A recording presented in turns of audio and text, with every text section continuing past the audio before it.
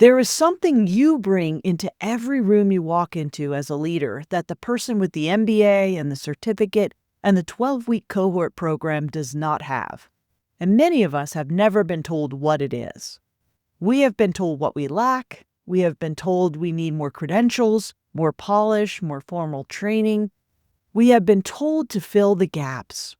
But there is a kind of knowing that only comes from having navigated hard things professionally. And today, we are going to name it. Welcome back to your Trauma Wise Career Guide. I'm your host, Cyndi Bennett. Today's episode is about what your lived experience actually gives you as a leader, specifically in the professional context. Because the world will tell you to lead despite your history, I want to offer you a different frame. You lead with a kind of depth that formal training cannot manufacture. Let's get into it. Leadership development programs are built around models. They are built around frameworks, competencies, assessments, and best practices derived from research populations and idealized organizations. They are useful. I am not dismissing them. I have an MBA. I know what those programs can offer. But there is a category of professional knowledge that does not show up in any curriculum because it cannot be transferred through instruction. It can only be acquired through experience, specifically through the experience of working through difficulty, of navigating environments that were not safe, of performing under conditions that required more than skill, of building professional relationships without a template for what trust is supposed to feel like. When you have done those things and arrived here, still building, still showing up, still leading, you carry something. The question is whether you know what it is. I want to name 4 specific capacities that lived experience builds, because we often talk about this in vague terms: resilience, empathy, emotional intelligence. Those words are true. They are also incomplete. So let me be more specific. The first, reading a room with accuracy. When you have had to track whether an environment was safe, whether someone's mood was a signal you needed to respond to, whether what was being said matched what was actually happening, you developed a perceptual skill set that most people do not have. In leadership, this shows up as the ability to notice when something is off in a team before it becomes a problem, to sense what is not being said in a meeting, to understand what a colleague actually needs, even when what they are saying is something different. This is a precision instrument, and it was built through necessity. The second, understanding how people actually work under pressure. A lot of leadership theory describes how people behave in optimal conditions: motivated, psychologically safe, appropriately resourced, operating in organizations that function reasonably well. Most workplaces are not that. If you have navigated high-pressure situations, unclear expectations, shifting priorities, and leadership that was inconsistent or unsafe, you have a ground-level understanding of what people need to function when things are hard. You know what actually helps and what makes things worse because you have lived it. That kind of ground-level understanding only comes from experience. The third, holding complexity without collapsing it.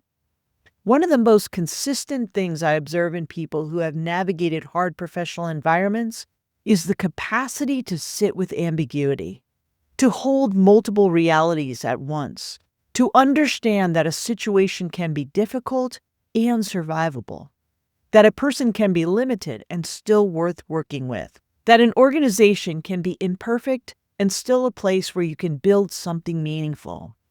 That is a genuine cognitive and emotional capacity, and it is one of the most valuable things a leader can have, because complexity is the default condition of leadership. The fourth, a calibrated relationship with risk. People who have navigated genuinely difficult circumstances tend to have a more accurate read on what is actually risky and what is just unfamiliar. They have often done things that required them to move forward without certainty, without guaranteed support, and without the option of waiting until conditions were better. In professional contexts, this translates to a steadiness that reads as confidence to others. You have already survived hard situations. This one is hard in a different way, but you know how to work with hard. Here is where I want to slow down, because this is the part that actually matters for most people listening. Most of us were never taught to name these capacities as professional assets. We were taught to manage the places where our history shows up at work, to hide the parts of ourselves that feel too personal, to present a version of ourselves that fits a template of what a professional or a leader is supposed to look like. And there is a specific layer to this for people who have navigated trauma in professional contexts. We often learned how to minimize what we brought to situations. We learned to attribute our reads on environments to anxiety rather than to perception. We learned to discount our own observations because the environments we were in taught us that our observations were wrong or unwelcome. So claiming these capacities as real, as professional, as worth naming can feel like an overcorrection. It can feel arrogant or like we are making something significant out of something we should have been able to handle more easily. That minimizing is something worth noticing. The things you develop through hard professional experiences are real. They are not consolation prizes. They are not just ways of managing what is broken. They are functional capacities that make you better at your work. When I work with people in this space, one of the things we spend time on is learning to lead from what they actually know, rather than performing a version of leadership that is built on frameworks they have been handed. That does not mean abandoning the frameworks. Models and structures can be genuinely useful, but they work differently when they are in service of what you already know, rather than a replacement for it. What often shifts for people is the relationship between their lived knowledge and their professional presentation. They move from working around their history to working from it, from managing what they know to using it. That shift changes how you show up. It changes how you navigate difficult team dynamics. It changes how you make decisions under uncertainty. It changes how you read organizational culture and how you protect your own boundaries within it. The work of developing this, of learning how to access what you know and use it well in professional contexts, is specific and individual. It looks different for everyone because what people have navigated and the professional context they are operating in are different. Here is the question I imagine some of you are sitting with right now.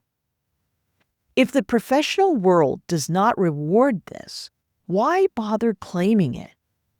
Credentials get you in the room. What you know keeps you there and moves you up. The person who can read a room accurately, hold complexity without collapsing it, and move through uncertainty without freezing is more effective in leadership roles. And effectiveness is what actually drives advancement over time. Organizations promote people who can handle hard things well, who can take care of a team under pressure, who can make sound decisions when the path is not clear. You have been building those capacities. The work is learning to access them deliberately, to name them when it matters, and to stop leading with apology for how you develop them. That is not a personal growth project. That is a career strategy. I want to close with something a little broader because I think it matters for how we think about leadership development generally. There is a real cost to the way most leadership development is structured. The assumption that leadership capacity is primarily developed through formal programs, certifications, and credentials systematically undervalues the knowledge that comes from navigating hard things professionally. It also tends to undervalue the people who hold that knowledge.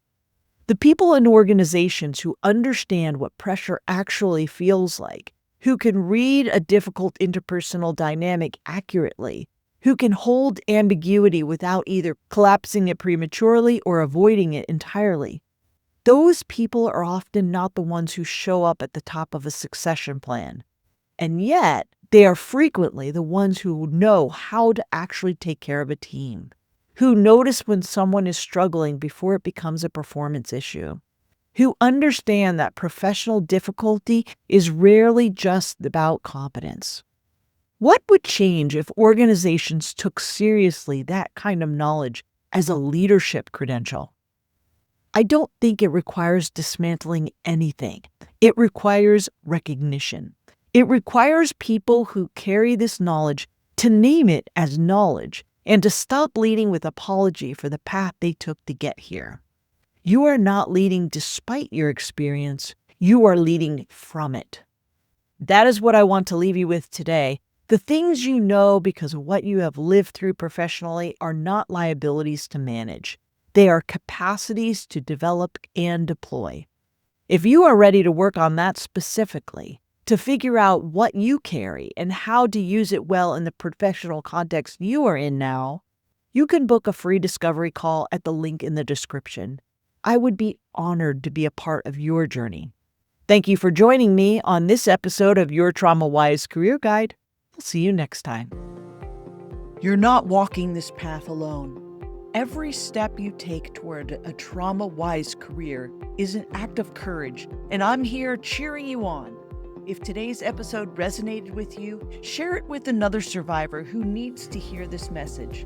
Together, we're rewriting the rules of career success. Keep rising, keep healing, keep building.